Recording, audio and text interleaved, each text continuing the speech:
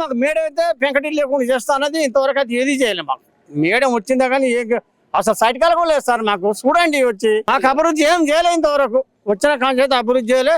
మమ్మల్ని తలవాలే, మమ్మల్ని తలవాలే ఏం లేదు సార్ మాకు ఇంతవరకు అయితే.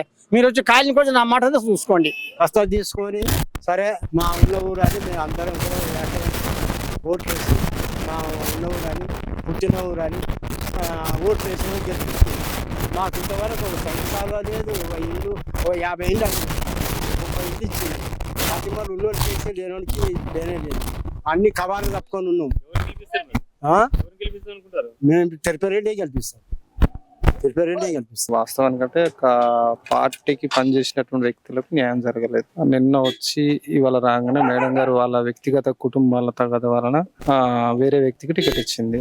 సో దానివల్ల ఏమైతుందంటే పార్టీకి అహర్నిశలు కృషి చేసినటువంటి వ్యక్తులకు చాలా మనోవేదనతను గురున్నారు. సో మరి ఎలా నిర్ణయిస్తారని ప్రజలు చెప్తారు. ఇక మనం చెప్పలేం, ప్రజలు మాత్రం నిర్ణయిస్తారు. అసంతృప్తి అనేది ఉన్నారు.